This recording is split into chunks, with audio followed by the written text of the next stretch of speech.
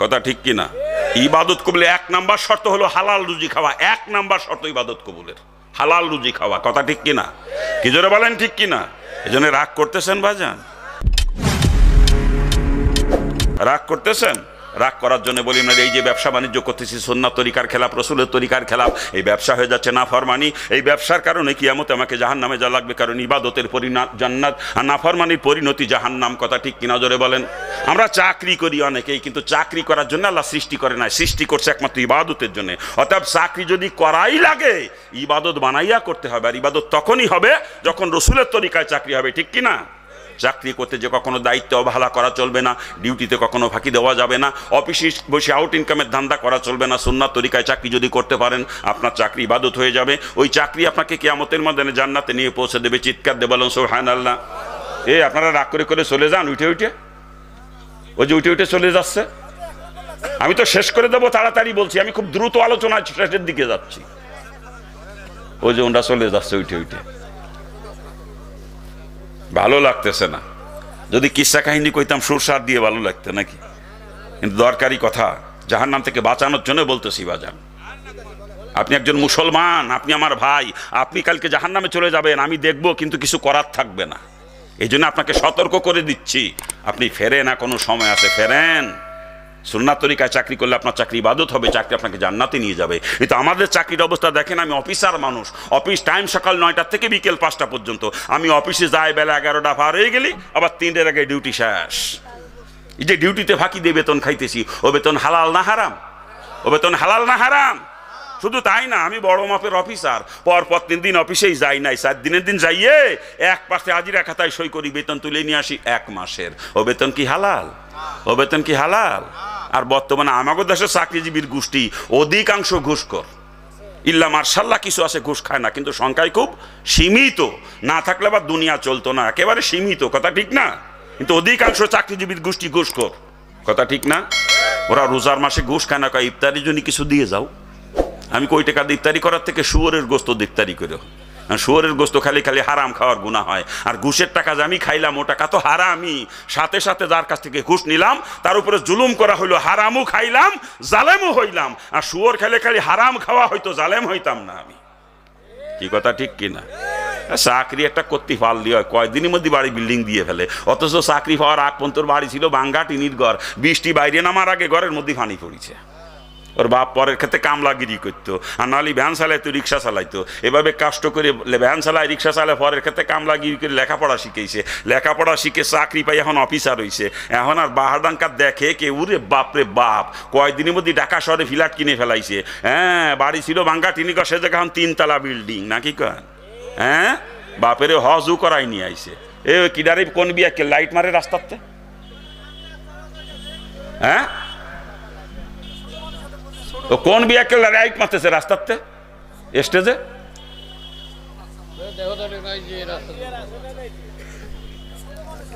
কোথায় রাখছি কথা? হ্যাঁ, বাপের হজ করাই নিয়ে আসে। এলাকায় যদি কেউ কয় জমি বিক্রি করব, ওর উপরে টাকা দিয়ে জমি কেনার মতো মানুষ ওই এলাকায় আর নাই। কথা ঠিক না? আরে চাকরি পাইছে, কাস্টম অফিসার হয়েছে, অফিসে যাওয়ার সময় খালি ব্রিফকেস নাচাতি নিয়ে যায়, আর অফিসেতে ফিরার সময় ব্রিফকেস ভর্তি করে পায়খানার বান্ডিল নিয়ে ফেরে। কি কথা ঠিক না? এই জোরে কান ঠিক কিনা? আর বাপে হজ করে আইসেন, হাজি সাহেব হচ্ছে মসজিদে মাতবরি করে, হাজি সাহেব মসজিদে যাই নাকি কার? আর বাজারে যাইয়ে বাজার করার ঠেলা কি? হাজি সাহেব বাজারে ঢুকলি ভালো মাছ ওই দিন আর কেউ কেনার ক্ষমতা নাই, কারণ টাকার তো অভাব নেই। হাজি সাহেবের পোলা বান্ডিল ধরে ধরে টাকা দেয়। কি কথা ঠিক না? বাজার টাজার করিয়ে চার দোকানে বসে বসে চা খায় আর গপ্প মারে। আমার পোলা বড় অফিসার, এই ফিরাই সরকারি ট্যুরে বিভিন্ন দেশে যায়, বিদেশে যায়। এই যে আমার লাঠি কান দেখছো, সিঙ্গাপুরে লাঠি। আমার পোলা সরকারি ট্যুরে সিঙ্গাপুর গেল, সেই জায়গার তাই নিয়ে দেশে পিতল দিয়ে বান্ধানো লাঠি। পকেটেতে তসবি টান দিয়ে বের করে দেখছো, মালয়েশিয়ান তসবি আমার পোলা আইনে দেশে। সরকারি ট্যুরে গেছিল মালয়েশিয়া আমার পোলা। কি কায়দা ফার জুতো দেখায় মানসিরে, দেখছো জুতো, বিদেশি কোম্পানির জুতো। আমার পোলা ডাহাতে নিয়ে আইসে, অ্যাপেক্সের জুতো আমার পোলা ডাহাতে নিয়ে আইসে। ওরে ঠেলারে, পোলারে নাকি গর্ব, পোলারে নাকি গর্ব। ওদিক পোলা আর একটা আছে, হেডের মাদ্রাসায় পড়াইছে, হেডে মুফতি সাহেব। এক মাদ্রাসা শিক্ষকতা করে অথবা এক মসজিদের ইমামতি করে, বেতন পায় 5,500 টাকা। ও তো বাপরে টাকা পয়সা দিবার পারে না তেমন একটা, কারণ ওইটারে আর ফুলা পরিচয় দিতে মন চায় না, ওইটারে দেখতেই পারে না, টাকা দিতে পারে না। আর যেটা টাকা দেয় যে কাস্টমার অফিসার, ওইটা হয়েছে এখন ফুলা ওর প্রশংসায় পঞ্চমুখের কুত্তা। এই তোর প্রশংসা বাইরে হয়ে যাবে রে কুত্তা, তোর ওই ফুলা কুত্তা একা না, ও কুত্তাও পায়খানা খায়, তোরেও পায়খানা খাওয়াই রে কুত্তা। ও কুত্তা একা জাহান্নামে যাবে না, তোরে নিয়ে তারপরে যাবে। আল্লাহ কোরআনের মধ্যে পরিষ্কার জানাই দিয়েছে, তাহা তাকদামিনা লিয়াকুনা মিনাল আসফালিন। ওই সন্তান তোকে পায়ের নিচে ফেলবে কিয়ামতের দিন, পায়ের নিচে ফেলে পাড়াইয়া চটকাইয়া তোকে নিয়ে তারপরে জাহান্নামে যাবে, একা যাবে না। তুই গার্জিয়ান, তুই বাপ, তোর দায়িত্ব ছিল পোলার লাগাম ধরা। তুমি কয় টাকা বেতন পাও? এই যে ফ্ল্যাট কিনলে, এই যে বাড়ি করলে, এই জমি কিনলে, টাকা পাইলে কোথায় হিসাব দাও। কয় টাকা বেতন পাও? তুমি টাকা পাইলে কোথায় হিসাব দাও। গার্জিয়ান হিসাবে দায়িত্ব ছিল লাগাম ধরার, ঠিক না? কিন্তু আজকে গার্জিয়ানের গোষ্ঠী ফুলার লাগাম ধরে না, আরো ফুলা টাকা দিলি খুশি, কিন্তু টাকা যে দেয় কানতে চিন্তাও করে না। ওই পায়খানা খোর কুত্তা তোরেও পায়খানা খাওয়ায়, তুই আর এক কুত্তা রে। এই প্রত্যেকটা গার্জিয়ানের দায়িত্ব সন্তানের লাগাম ধরা। কি কথা ঠিক কিনা? জোরে বলেন ঠিক কিনা? আজকে আজি সাহেবও ফুলার লাগাম ধরে না, তবলিগের মোবাইল লেগো না, সরমুনার মুড়িদু না, খালি ফুলা টাকা দিলেই খুশি না। কি কন? তোর খুশি ছুটে যাবে কিয়ামতের দিন, তোর খুশি ছুটে যাবে রে বিয়াক্কেল। এখনো সময় আছে, লাগাম ধর। যদি জাহান্নাম থেকে বাঁচতে মন চায় এখনো সময় আছে। কি কথা ঠিক কিনা? নাকি ভুল বলতেছি? জোরে বলেন।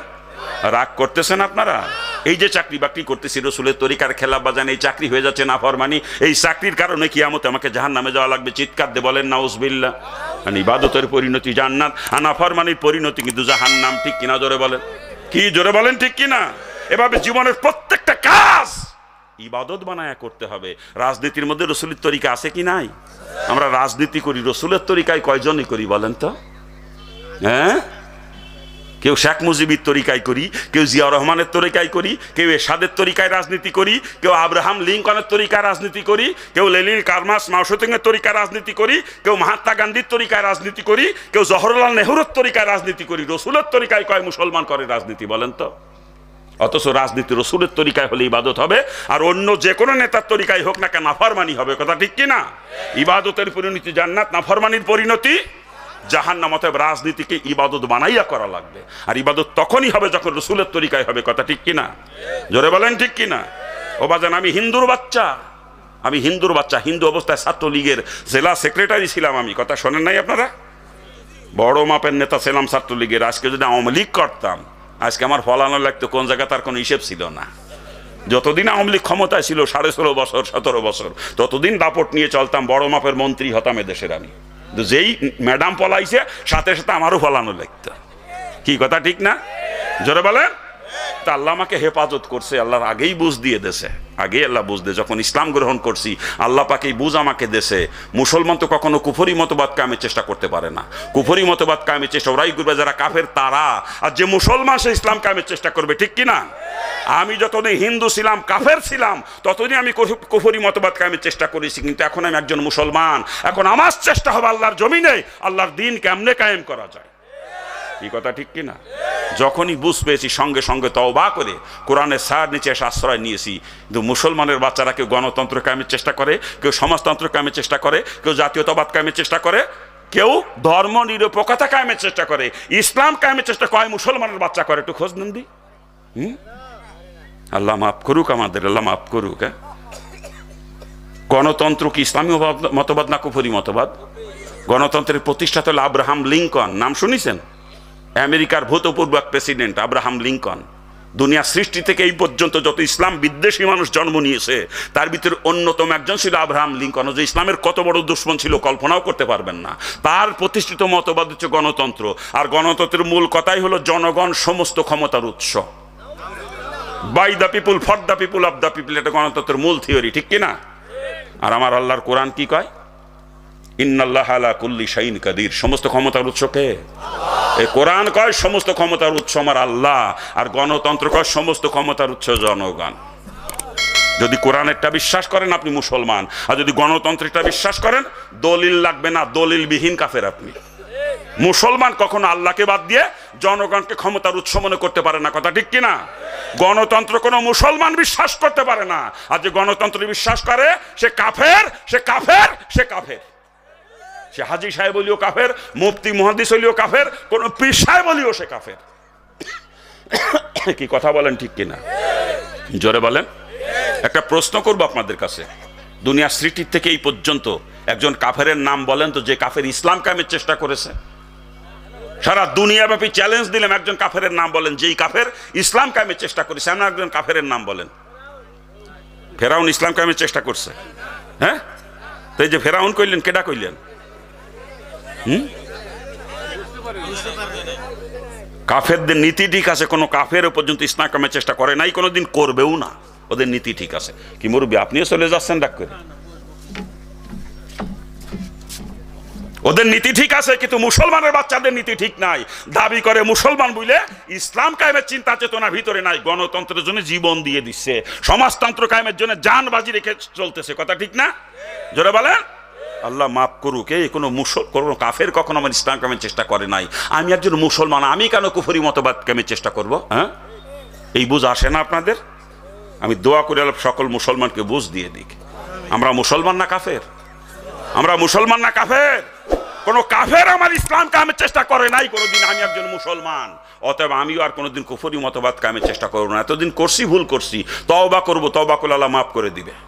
আল্লাহ আশার বাণী শোনাইছে, লা তাকনা তুমি রহমাতিল্লাহ, বান্দা আমার রহমত থেকে নইরে আসিস না। এতদিন কুফরি মতবাদ কায়েমের চেষ্টা করেছিলি, তওবা করে ফিরে আয় কোরআনের সার নিচেই। তোর তওবা করতে দেরি হবে, আমি আল্লাহ তোকে মাফ করতে দেরি করব না। আমরা পারবো না তওবা করতে? আমি একজন মুসলমান, আমি কাফের নই। কোন কাফের আমার ইসলাম কায়েমের চেষ্টা কোনোদিন করে না, অতএব আমিও আর কোনোদিন কুফরি মতবাদ কায়েমের চেষ্টা করব না। এতদিন ভুল করছি, তওবা করে ফেলবে এই মুহূর্তে। এখন থেকে মৌত পর্যন্ত ইসলাম কায়েমের চেষ্টা করব। রাজি আছেন? কারা কারা রাজি? একটু হাত তোলেন তো আমি দেখি।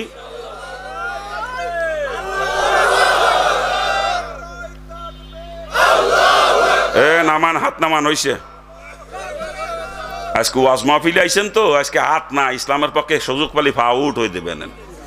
ওয়াজ মাহফিলে আইছেন, কিন্তু যখন ভোট কেন্দ্রে ভোট দিতে যাবেন ও জায়গায় ইসলামের পক্ষে দেবেন না। ও জায়গায় ঠিকই নৌকার গোলইতি নাই, ধানে শিশির গুড়ানি লাঙ্গলের কুইটেই গণতন্ত্রের পক্ষে দেবেন না, কি করেন? তো ওয়াজ মাহফিলে হাত তুলি ইসলামের পক্ষে স্লোগান দেয়, আর ভোট কেন্দ্রে ইসলামের বিপক্ষে স্লোগান সিল মারে, ওগুলো তো তাজা মুনাফিক। মুনাফিকের চরিত্রই হলো কখনো ইসলামের পক্ষে, কখনো ইসলামের বিপক্ষে, কথা ঠিক না? ওই দেখেন উবাই ইবনে খলফ রইসুল মুনাফিক, রইসুল মুনাফিক, মুনাফিকদের সর্দার। রসুলের কাছে দাঁড়াইয়া, রসুলের পিছনে, সরাসরি পিছনে দাঁড়াইয়া 5 ওয়াক্ত নামাজ জামাতে পড়তে মসজিদে নববীতে রসুলের সাথে। যখন রসুলের দরবারে থাকতো ইসলামের পক্ষে ওরে স্লোগান দিত, জয় জয়কার স্লোগান দিত ইসলামের পক্ষে। যেই রসুলের দরবার থেকে দূরে যাইতো অমনি ইসলামকে ধ্বংস করার পায়তারা করতো, ঠিক না? এটা মুনাফিকের চরিত্র, কখনো ইসলামের পক্ষে কখনো বিপক্ষে, এটা মুনাফিকের চরিত্র, ঠিক কিনা? যারা বলেন ঠিক কিনা? আর যে মুমিন সে সদা সর্বদা ইসলামের পক্ষে থাকবে, কথা ঠিক না? তা আমরা মুমিন না মুনাফিক? আমরা মুমিন না মুনাফিক? মুখে করলে তো হবে না, কাজে প্রমাণ করে দেখাইতে হবে যে মুমিন সদা সর্বদা ইসলামের পক্ষে থাকবে। ওয়াজ মাহফিল ইসলামের পক্ষে হাত তুলে স্লোগান দেবে, ভোট কেন্দ্র ইসলামের পক্ষে সিল মারবে, কথা ঠিক না? আর ওয়াজ মাহফিলে ইসলামের পক্ষে হাত তুলে স্লোগান মারবা, আর ভোট কেন্দ্রে ইসলামের পক্ষে ভোট দিবা, তুমি তো তাজা মুনাফিক। হাজী সাহেব হলেও মুনাফিক, তুমি মুফতি মুহাদ্দিস হলেও মুনাফিক, কি কথা ঠিক কিনা? জোরে বলেন ঠিক কিনা? আমরা মুমিন না মুনাফিক? আর কখনো ইসলামের বিপক্ষে যাব না, এখন থেকে সদা সর্বদা ইসলামের পক্ষেই থাকবো না, কি বলেন? আল্লাহ পাক সকলকে বুঝ দান করুক, জোরে বলেন আমিন। খারাপ লাগতেছে আমার কথা নাকি? খারাপ লাগতেছে বাজান? খারাপ লাগার জন্য বলি না, কসম খুদার জাহান্নাম থেকে বাঁচানোর জন্য বলতেছি। সারা জীবন করেছে গণতন্ত্র কায়েমের চেষ্টা, আব্রাহাম লিঙ্কনের আদর্শ বাস্তবায়নের চেষ্টা করছে, কিন্তু মরার পরে লাশটা রসুলির কান্দে উঠে দেয়। রসুলি তো খাইয়ে কাম নাই, মরা লাশটা নিয়ে বেড়াবে নাকি? হ্যাঁ, দোয়া পড়ে লাশ কবরে তুই, দোয়া পড়ে কি দোয়া জানেন? বুকিয়াত দিয়ে দোয়া পড়ে লাশের বুকে, ওলামায়ে কেরাম দোয়া পড়ে না? বিসমিল্লাহি ওয়া আলা মিল্লাতি রাসূলিল্লাহ, বিসমিল্লাহি ওয়া আলা মিল্লাতি রাসূলিল্লাহ। এই দোয়ার অর্থ বোঝেন আপনারা? আল্লাহর নামে রসুলের দলভুক্ত করে থুয়ে গেলাম তোমারে। দোয়ার অর্থ হলো আল্লাহর নামে রসুলের দলভুক্ত করে তোমার কবর থুয়ে গেলাম। ও সারা জিন্দেগি একদিনও রসুলের দল করে নাই, সারা জীবন দল করছে গণতন্ত্রের, আব্রাহাম লিঙ্কনের দল, আর মরার পরে রসুলের কান দুটো দেখাইয়ে কাম নাই তো। ওদের লাশ কবরে রেখে দোয়া পড়া জায়েজ না। এই ওলামা ইকরাম লাশ কবরে রেখে দোয়া পড়েন, মিথ্যে দোয়া। এই ওলামা ইকরামের খবর আছে কিয়ামতের দিন মিথ্যে দোয়া পড়া ছুটিয়ে যাবে বিয়াক্কেলের দল। ওদের লাশ কবরে যে সারা জীবন গণতন্ত্র কায়েমের চেষ্টা করছে, ওর লাশ কবরে রেখে বুকে দিয়ে দোয়া পড়তে হবে বিসমিল্লাহ মিল্লাতি আব্রাহাম লিঙ্কন। যে সারা জীবন সমাজতন্ত্র কায়েমের চেষ্টা করেছে, ওর লাশ কবরে রেখে বুকে দিয়ে দোয়া পড়তে হবে বিসমিল্লাহ মিল্লাতি লিলিল কারমাস মাউশেতুং। ওদের নামে দোয়া পড়তে হবে। আর যে সারা জীবন ইসলাম কায়েমের চেষ্টা করছে, ওর লাশটা কবরে রেখে বুকে দিয়ে দোয়া পড়বেন বিসমিল্লাহি ওয়ালা মিল্লাতি রাসূলিল্লাহ। আপনারা কারাম কাজ চালাই দিচ্ছেন ওলামায়ে কেরাম। হ্যাঁ, এ কারাম কাজ চালাই দিচ্ছেন, আলেম হইছেন না। আলেমগিরি ছুটে যাবে কিয়ামতের দিন, লাশ কবরে থুয়েও মিথ্যে দোয়া পড়েন। হ্যাঁ, আল্লাহ পাক আমাদের আলেম সমাজকে আগে বুঝ দান করুক। আরে জোরে কর না আমিন। খারাপ লাগতেছে আপনাদের? খারাপ লাগতেছে বাজান? রসুলের পরিষ্কার হাদিস, যার আদর্শের সঙ্গে যার মিল থাকবে দুনিয়াতে, কিয়ামতের ময়দানে তার সঙ্গেই তার হাসর হবে। যার বাংলায় কয় কথাটা, যার সাথে যার মহব্বত তার সাথে তার কিয়ামত। শুনেন নাই? মুরব্বীরা কয় বাংলায়, যার সাথে যার মহব্বত তার সাথে তার কিয়ামত। আপনি সারা জীবন গণতন্ত্র কায়েমে রাজনীতি করেছেন, আব্রাহাম লিঙ্কনের পিছনে আপনার কাতার হবে কিয়ামতের দিন। সারা জীবন সমাজতন্ত্র কায়েমের চেষ্টা করেছেন, ওই লেলিন কালমাস মাউশেতুংয়ের সঙ্গে কাতার হবে কিয়ামতের দিন। আর যদি ইসলাম কায়েমের চেষ্টা করেন, রসুলের পিছনে কাতার হবে কিয়ামতের দিন। যে নেতার আদর্শ বাস্তবায়নের চেষ্টা দুনিয়াতে করবেন, ওই নেতার পিছনে কাতার হবে আপনার কিয়ামতে। আপনার নেতা জান্নাতে গেলে আপনিও জান্নাতি, আর নেতা জাহান্নামে গেলে আপনিও জাহান্নামী। কোন নেতার পিছনে দল করবেন নিজেরাই চিন্তা ভাবনা করে নেন, আমি আর বলবো না এটা। কি কন? হ্যাঁ, আল্লাহ পাক সকল মুসলমানকে সহি বুঝ দান করুক। জোরে বলেন আমিন। জোরে বলেন না আমিন। ও বাজান, আলোচনা করতেছি আল্লাহ পাক সৃষ্টি করেছে ইল্লা লিয়াবুদুন, একমাত্র ইবাদতের জন্য। অতএব যা কিছু দুনিয়ায় করবো সব কিন্তু ইবাদত হওয়া লাগবে। এভাবে জিন্দগি প্রত্যেকটা কাজকে ইবাদত বানায় করতে। আমরা বিয়ে শাদী করতেছি, আমাদের বিয়ে শাদী কি সুন্নাত তরিকায় হচ্ছে? কে বিয়ে শাদীর মধ্যে সুন্নাত তরিকা নাই? রসুল বিয়ে শাদী করেন নাই? কমপক্ষে 9টার রেওয়ায়েত, কমপক্ষে 9টার রেওয়ায়েত আসছে, বেশি 13টা পর্যন্ত রেওয়ায়েত আসছে। রসুলের বিয়ে 13টা, এরকম রেওয়ায়েতও আসছে। তবে 9টার দলিল বেশি মজবুত, এই জন্য আমরা 9টাই ধরি। তাহলে রসুলের তরিকা আছে তো বিয়ে শাদীর মধ্যে। তা আমাদের সমাজে বিয়ে শাদী যা হচ্ছে, তা কি রসুলের তরিকায় হচ্ছে? কি কায়দার বিয়ে শাদী মুসলমানের দেখি আর